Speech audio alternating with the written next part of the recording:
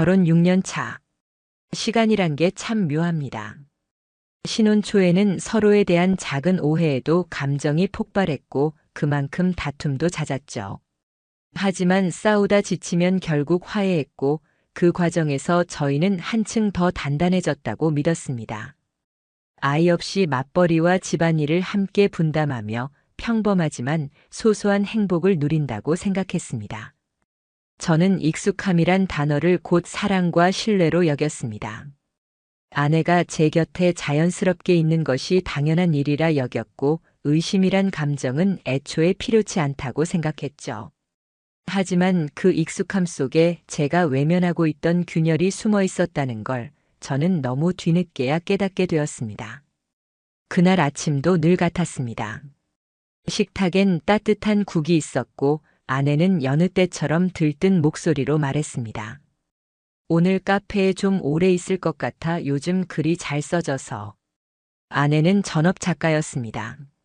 소소한 수입이 있었고 늘 창작에는 고요한 공간이 필요하다며 집 근처 10분 거리의 카페로 자주 나갔습니다. 저는 그 말을 의심하지 않았습니다. 아내의 열정을 존중해주고 싶었으니까요. 하지만 그날 작은 우연이 제 인생을 송두리째 바꿔놓을 줄은 몰랐습니다. 점심 무렵 회사에서 전화를 걸었지만 받지 않았습니다. 이상해서 퇴근 후 집에 들렀는데 아내 핸드폰이 거실 테이블 위에 올려져 있었습니다. 잠시 망설였지만 그냥 챙겨서 카페로 가져다 주기로 했습니다. 그게 제 배려라고 생각했으니까요. 카페 문을 열고 들어선 순간 아내의 표정에 미세한 놀람이 스쳤습니다. 폰 두고 갔길래 가져왔어. 저는 태연하게 웃으며 건넸습니다. 아내는 어색하게 웃어 보였지만 시선은 자꾸 주변을 향했습니다. 그리고 저는 이상한 장면을 봤습니다. 그녀 맞은편에 누군가 앉아 있었던 흔적. 따뜻한 김이 오르는 커피잔 2개. 의자는 급히 밀려나 있었고 누군가는 막 자리를 떴던 것 같았습니다. 혼자 2잔 마셨나 보지 뭐 그렇게 스스로를 달래며 무심한 척했지만 제 가슴 속 저 깊은 곳에서 불길한 그림자가 피어올랐습니다. 며칠 동안은 억눌렀습니다. 괜히 내가 오해하는 건 아닐까, 아내를 괜히 의심하는 건 아닐까 하지만 머릿속의 잡음은 점점 커져만 갔습니다. 그래서 회사 점심시간을 이용해 홀로 그 카페를 찾아갔습니다. 아내에게는 모르게. 그곳에서 저는 처음으로 사장을 마주했습니다. 정갈한 셔츠, 단정한 머리, 말투마저 부드러운 남자였습니다. 주문을 하고 자리에 앉자 그는 직접 커피를 가져다 주었습니다. 그리고 무심코 뱉은 말. 오늘은 혼자세요? 부인분이랑 같이 오시는 모습 자주 봤는데요. 그 순간 심장이 뚝 떨어지는 듯 했습니다. 네. 저희 아내가 여기 자주 오나요? 제 질문에 그는 순간 멈칫했고 눈빛이 흔들렸습니다. 아, 제가 착각했나 봅니다. 비슷한 분이 있었던 것 같네요. 너무 서툴렀습니다. 그건 착각이 아니라 확신을 흘린 말이었습니다. 그 짧은 대화로 저는 알 수 있었습니다. 카페 사장은 우리 아내를 단골 손님 이상의 무언가로 기억하고 있다는 걸. 그날 이후 제 일상은 달라졌습니다. 퇴근 후 주말마다 아내의 외출 시간을 손바닥에 적었습니다. 필라테스, 도서관, 산책. 말로는 다양했지만 이상하리만큼 일정은 규칙적이었고 귀가 시간까지 분 단위로 일정했습니다. 마치 누군가와 약속한 듯이. 저는 점점 확신했습니다. 그리고 어느 날 운명처럼 증거가 제 눈앞에 나타났습니다. 아내가 샤워하던 어느 저녁 거실 테이블 위에 놓인 가방이 살짝 열려 있었고 저는 무심코 안을 들여다보고 말았습니다. 거기엔 한 장의 영수증이 있었습니다. 카페 이름, 날짜와 시간, 그리고 주문 내역. 커피 2잔, 디저트 하나. 바로 그날 아내가 저에게 산책 갔다 왔다고 말했던 날이었습니다. 순간 온몸이 얼어붙었습니다. 그때 깨달았습니다. 내가 지금까지 믿었던 시간들이 낯선 남자와 공유되고 있었다는 사실을. 혼자 감당할 순 없었습니다. 저 자신이 무너져 내리고 있었습니다. 그래서 결국 사설 조사업체를 찾았습니다. 모아둔 메모와 영수증을 보여주자 조사관은 단호하게 말했습니다. 거의 확실합니다. 하지만 지금은 참으셔야 해요. 직접 덤비시면 안 됩니다. 확실한 증거를 확보해 드리겠습니다. 며칠간의 추적 끝에 저는 사진을 받았습니다. 첫 번째 사진. 퇴근 후 카페를 닫는 사장, 그리고 그를 기다리던 아내가 아주 자연스럽게 그의 손을 잡는 모습. 두 번째 사진. 소박한 베이커리 안 두 사람이 마주 앉아 웃고 있었습니다. 제가 한 번도 본 적 없는, 어쩌면 저와 함께한 6년 동안 단 한 번도 보여주지 않은 웃음이었습니다. 심장이 무너져 내리듯 고통스러웠습니다. 그날 밤 저는 침대에 누워 아내의 뒷모습을 바라보았습니다. 저 웃음을 왜 나는 받지 못했을까?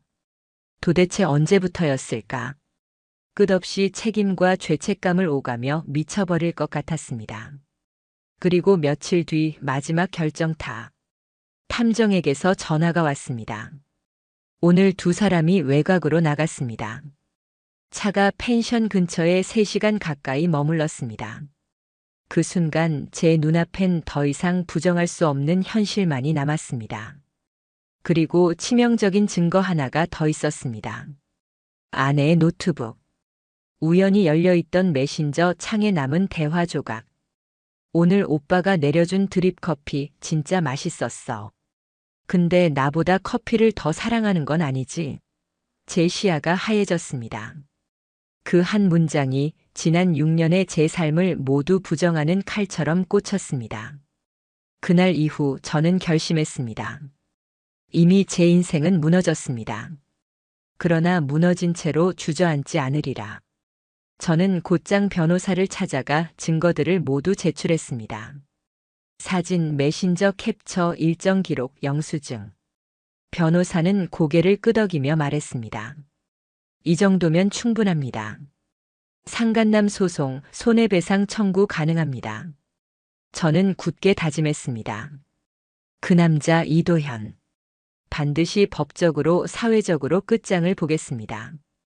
그리고 여기서 이야기는 본격적으로 시작됩니다. 제가 믿었던 가정, 사랑, 신뢰. 그 모든 걸 무너뜨린 배신에 맞서 제가 어떻게 싸워갔는지, 그리고 그 끝에 어떤 결과가 기다리고 있었는지. 이제 그 지옥 같은 여정의 서막이 열린 것입니다. 저는 이미 충분한 증거를 쥐고 있었습니다. 그 순간부터 제 마음속에서 일어나는 감정은 단순한 배신감을 넘어섰습니다. 미움, 분노, 치욕, 그리고 무엇보다 왜 나는 이렇게까지 당하고 있어야 하나라는 자책감이었습니다. 퇴근길 지하철 유리창에 비친 제 얼굴은 한없이 초라했습니다. 세상 누구보다 제 아내를 믿었고 자랑스러워하며 떠벌렸던 게 결국 제 스스로의 얼굴에 먹칠이 되어 있었습니다. 회사 동료들에게도 종종 말했었죠. 우리 아내는 감성이 풍부해서 글을 쓰는 사람이에요. 카페에서 몰입할 때가 가장 행복하대요. 그 말을 할 때 동료들이 멋지다고 하던 표정, 웃음소리들. 그 장면들이 이제는 모두 조롱처럼 들렸습니다. 그 카페, 글 창작. 그 모든 것이 불륜을 덮는 포장지였을 뿐이라는 걸 깨닫는 순간 제 자존감은 산산조각 났습니다. 저는 집안의 곳곳을 뒤졌습니다. 이성을 잃은 듯 어쩌면 집착에 가까웠습니다.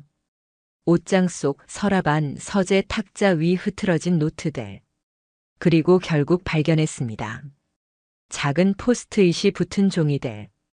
그 안엔 괴상할 정도로 유치하지만 치명적인 단어들이 적혀 있었습니다. 오빠 커피콩 받아라 달력 표시. 다음 주 조심. 그 글귀를 보는 순간 머리카락을 쥐어뜯고 싶었습니다. 부끄럽고 수치스럽고 이루 말할 수 없는 모욕감이 온몸을 휘감았습니다. 더 이상 미룰 이유가 없었습니다. 저는 변호사에게 연락해 정식으로 상간남 소송을 시작해달라고 했습니다. 증거는 이미 차고 넘쳤습니다. 그리고 마침내 저는 아내와 직접 마주해야만 했습니다. 그동안은 모르는 척 평소와 다름없는 남편인 척 행동했지만 더 이상은 연극을 이어갈 수 없었습니다. 거실 테이블. 아내와 마주 앉아 저는 침묵하다가 입을 열었습니다. 너 나한테 할 말 없어? 아내는 의아한 표정으로 눈을 크게 떴습니다. 무슨 말이야? 목소리는 담담했지만 나는 그 안에서 순간적으로 스쳐 지나가는 겁과 불안을 읽었습니다. 저는 미리 준비해둔 봉투를 꺼내 탁 그녀 앞에 내려놓았습니다.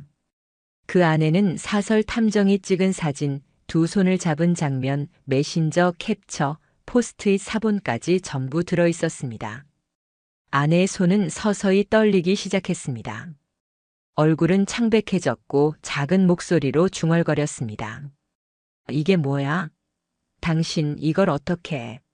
하지만 그 다음 나온 말. 그건 제 귀를 의심케 했습니다. 왜 남의 물건을 함부로 뒤져? 이건 사생활 침해야. 사생활 침해? 저는 손으로 입을 막을 뻔했습니다. 이 대화는 그 순간이 제 인생에서 가장 극도로 분노한 순간 중 하나였습니다. 지금 그게 할 소리야? 불륜을 저지르고도 내가 뭘 잘못했냐고 따지는 거야? 제 목소리가 터져 나왔습니다. 아내는 눈물을 뚝뚝 흘리며 방 안으로 뛰어들어갔습니다. 문이 쾅 닫히는 소리. 남겨진 저는 한참 동안 주먹을 움켜쥔 채 그대로 서 있을 수밖에 없었습니다. 그리고 그날 밤 아내는 억울하다는 듯이 변명을 늘어놓기 시작했습니다. 그 사람이랑은 그냥 정서적으로 의지했을 뿐이야. 당신은 몰랐겠지. 난 늘 외로웠어. 당신이 생각하는 그런 관계는 없었어. 따뜻함이 필요했을 뿐이야. 저는 비웃음이 터져 나왔습니다. 사진 속에서 두 손을 맞잡고 미소 짓던 그녀. 카페 문을 닫자마자 골목길로 사라지던 모습. 펜션 근처에서 3시간을 함께 있던 기록. 그게 감정적인 지지였다고. 아내의 말은 모든 게 역설이었습니다. 외로웠다는 말은 제 귀엔 한심한 변명 그 이상도 이하도 아니었습니다. 그날 이후 우리는 한 집에 살면서도 철저히 남남처럼 지냈습니다. 밥도 따로 먹고 방도 따로 쓰고 집안 공기는 얼음장처럼 얼어붙었습니다. 하지만 가장 충격적인 건 아내의 태도였습니다. 반성은커녕 점점 더 피해자인 척 행동했습니다. 때론 울며 말했습니다. 이걸로 다 망칠 거야? 아직 우리 끝난 거 아니잖아. 그냥 덮으면 안 돼? 그 말을 듣자 웃음만 나왔습니다.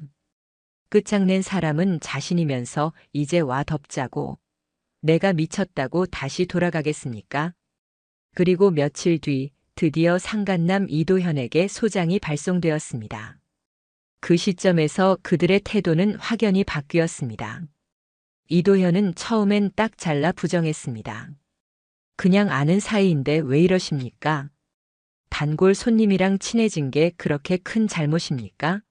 하지만 제 변호사가 사진과 카톡, 영수증, 세부 증거 목록을 통보하자 태도가 달라졌습니다. 합의로 해결할 수 없겠습니까? 당연히 저는 단칼에 거절했습니다. 저는 합의금 몇 푼이 아니라 반드시 법적인 판결문으로 그들의 잘못을 명백히 새기고 싶었습니다. 그러자 그들이 꺼내든 카드는 거짓말이었습니다. 이도현은 법원에 탄원하듯 말했습니다. 저는 피해자였습니다. 그녀가 남편과 별거 중이라고 했습니다. 저는 유부녀인 줄 몰랐습니다. 하지만 그 말은 허무맹랑한 거짓이었습니다. 별거라니? 그동안 우리는 매일 저녁을 함께 먹었고 같은 집에서 잠을 잤습니다. 그들의 궤변은 결국 법정에서 모두 깨져나갔습니다. 이제는 더 확실해졌습니다. 이런 자들은 말로는 절대 각성하지 않습니다. 법, 돈, 문서, 판결. 그것밖에 답은 없습니다. 저는 아내와 이혼 절차를 동시에 준비했고 재산 분할에서도 절대 양보하지 않겠다고 마음먹었습니다. 배신당한 피해자가 어떻게 살아남는지, 그리고 그 배신의 대가가 얼마나 잔혹한지를 그들 모두 끝까지 알게 해주리라. 이혼 절차를 시작하겠다고 마음먹고 나서도 저는 밤마다 뒤척였습니다. 차가운 방 안에서 눈을 감으면 과거의 기억들이 눈앞에 스쳐 지나갔습니다. 우리가 함께 웃으며 여행을 다녔던 순간들. 힘들 때 서로의 어깨에 기대어 울던 기억들. 그 모든 것이 순간마다 생생히 살아났습니다. 하지만 문제는 그 아름다웠던 기억 속에서도 아내는 몰래 다른 남자와 웃고 있었다는 사실이었습니다. 저만 진심이었고 상대는 이미 다른 세계에 발을 들여놓았던 겁니다. 저는 깨달았습니다. 신뢰 없는 결혼은 지옥일 뿐이다. 추억은 남았지만 그 추억마저 배신으로 얼룩지면 다시는 예전으로 돌아갈 수 없다는 걸. 이혼 절차는 생각 이상으로 빠르게 흘러갔습니다. 제가 먼저 소장을 제출했고 아내는 변호사를 선임했습니다. 아이러니하게도 아내는 초반에는 이혼을 거부했습니다. 도저히 이해할 수 없었지만 그녀는 버티려 했습니다. 우리가 이렇게 끝낼 건 아니잖아. 그동안 쌓아온 게 얼만데 그냥 포기해. 당신도 나 사랑하잖아. 다시 시작하자. 그 말은 절대로 진심일 수가 없었습니다. 표정은 애원하는 듯 보였지만 그 눈빛을 들여다보며 알 수 있었습니다. 그건 죄책감이나 후회가 아니라 자신의 체면과 생활을 지키려는 계산에 불과하다는 걸. 마치 제가 너무 예민하게 굴고 있는 것처럼 잠깐의 작은 사건을 확대 해석하는 것처럼 포장했습니다. 진심으로 미안했다면 최소한 눈빛은 달라야 했습니다. 하지만 아내의 태도는 끝까지 내가 피해자야라는 메시지뿐이었습니다. 저는 단호히 말했습니다. 너는 이미 선을 넘었어. 그리고 나는 다시 돌아갈 생각이 없다. 앞으로 우리 사이 문제는 감정이 아니라 법과 증거로 끝내자. 그 순간 아내 눈 속 무언가가 바뀌었습니다.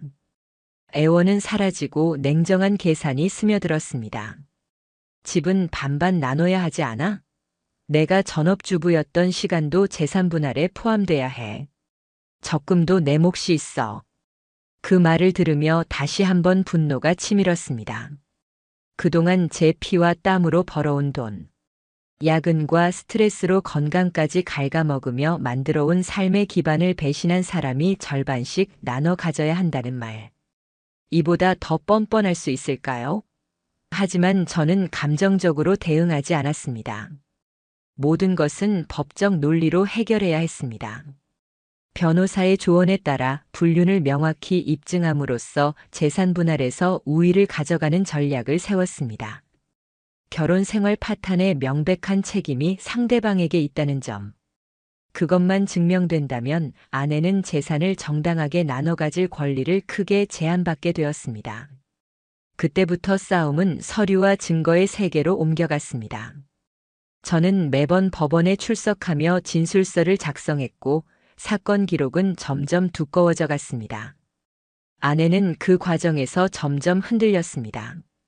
처음엔 당당하게 나오더니 점차 얼굴빛이 어두워지고 저와 눈도 잘 마주치지 않았습니다. 식사도 손을 대지 않았고 어떤 날은 혼잣말을 중얼거리기도 했습니다. 이렇게까지 할 필요 있어? 그 말은 마치 제가 과도하게 일을 키우는 것처럼 들렸습니다. 그러나 제가 느끼기엔 그건 뻔뻔한 가면을 쓰던 사람이 차츰 무너져 내리는 순간이었습니다. 끝까지 자기 잘못을 인정하지 않고 피해자인 척하는 태도. 제가 가장 혐오하는 태도였습니다. 그러던 어느 날 기가 찬 일이 일어났습니다. 상간남 이도현 그 인간이 직접 저에게 전화를 걸어온 겁니다. 물론 받지 않았습니다. 곧이어 메시지가 왔습니다. 형님 죄송합니다. 제 인생이 다 무너졌습니다. 사죄드리고 싶습니다. 형님? 그 단어가 제 귓가를 때렸습니다. 이게 지금 사과입니까? 남의 가정을 깨뜨려 놓고 한 사람 인생을 짓밟아 놓고 어떻게 형님이란 단어를 붙일 수 있죠? 저는 단 한 글자도 답하지 않았습니다. 그 이후에도 몇 번이나 연락을 시도했지만 전부 무시했습니다. 왜냐하면 이제 곧 판결이라는 결과가 다가오고 있었으니까요. 그리고 마침내 다가온 법정. 판사의 목소리가 울려 퍼졌습니다. 피고 이도현은 원고의 아내와 지속적으로 부적절한 관계를 맺었고 그로 인해 혼인관계는 회복 불가능한 수준으로 파탄났음이 인정됩니다. 순간 제 숨이 막히듯 쏟아져 나왔습니다. 재판부는 이도현에게 3천만 원의 손해배상을 명했습니다. 돈의 액수는 중요하지 않았습니다. 중요한 건 그 판결문에 찍힌 글자였습니다. 정의가 기록되었다는 사실. 저는 그제야 조금이나마 무너진 자존심을 붙잡을 수 있었습니다. 판결 소식을 들은 아내 얼굴은 공허했습니다. 울지도 분노하지도 않았습니다. 마치 이미 감각이 무뎌진 사람처럼. 그러나 저는 알 수 있었습니다. 그 순간부터 그녀는 점점 무너지고 있었습니다. 저와 함께했던 모든 기반이 산산조각 나는 순간. 더 이상 기댈 사람도 믿을 관계도 없는 상태. 그녀는 그제서야 뒤늦게 자신이 잃은 게 무엇인지, 얼마나 돌이킬 수 없는 실수를 저질렀는지를 깨닫기 시작한 듯 보였습니다. 저는 깨달았습니다. 이런 사람들에게는 대화도 감정도 필요치 않습니다. 법적 판결, 경제적 책임, 그리고 사회적 낙인. 그것만이 그들에게 진짜 깨달음을 줍니다. 저는 이제 이혼에 모든 초점을 맞추기로 했습니다. 친권과 양육권 문제는 없었지만 재산 문제에서는 단 1원도 용납할 수 없었습니다. 그리고 저는 다짐했습니다. 끝까지 싸워내겠다. 이제 남은 건 가정을 배신한 사람에게 법적으로 마지막 심판을 내리는 것뿐이었습니다. 상간남 이도현에게 3천만 원의 손해배상 판결이 내려진 직후 세상은 빠르게 움직였습니다. 법정에서 판결문은 단지 종이 한 장에 불과했지만 그 종이에 찍힌 글자는 그 남자의 인생을 송두리째 바꿔놓았습니다. 그 남자가 운영하던 카페는 동네에서 나름 입소문이 난 곳이었습니다. 인스타그램에서 분위기 감성 갑 커피 맛집이라며 젊은 손님들이 줄을 서곤 하던 곳. 하지만 판결문이 내려지고 불과 며칠 만에 분위기는 180도 달라졌습니다. 누가 먼저 입을 열었는지는 알 수 없습니다. 하지만 소문은 물이 새듯 번졌습니다. 그 카페 사장 유부녀랑 불륜하다 걸렸대. 판결문까지 떴다더라. 손해배상 물고 소문은 순식간에 동네를 잠식했고 손님들은 하나둘 발길을 끊었습니다. 저는 호기심 반 확인 반으로 카페 앞을 찾아가 보았습니다. 그 앞 유리창에는 메모 한 장이 붙어 있었습니다. 영업 중단합니다. 죄송합니다. 안쪽은 텅 비어 있었습니다. 커피 향 대신 먼지가 내려앉은 기계들, 의자가 엎어져 있는 쓸쓸한 풍경. 한때 잘 나가던 사장이 이렇게 무너져 내리는 모습을 직접 본 순간 제 속은 통쾌하리만큼 시원했습니다. 남의 가정을 함부로 건드리면 결국 모든 것이 제자리로 돌아온다는 말. 그걸 눈앞에서 똑똑히 증명받은 순간이었습니다. 하지만 진짜 파멸은 제 아내에게서 시작되고 있었습니다. 처음엔 태연한 척했습니다.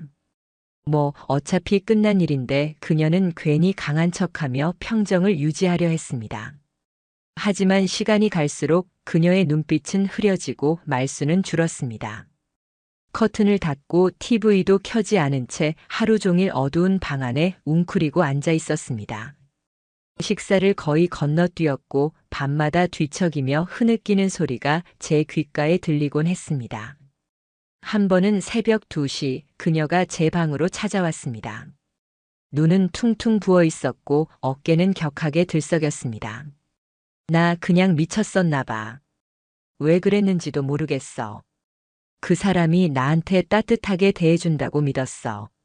근데 결국 아무도 없네. 말을 하다 울음에 목이 메이더니 결국 자리에 주저앉아 버렸습니다. 그 모습을 보면서도 저는 아무런 말도 하지 않았습니다. 분노도 연민도 연정도 사라진 뒤였으니까요.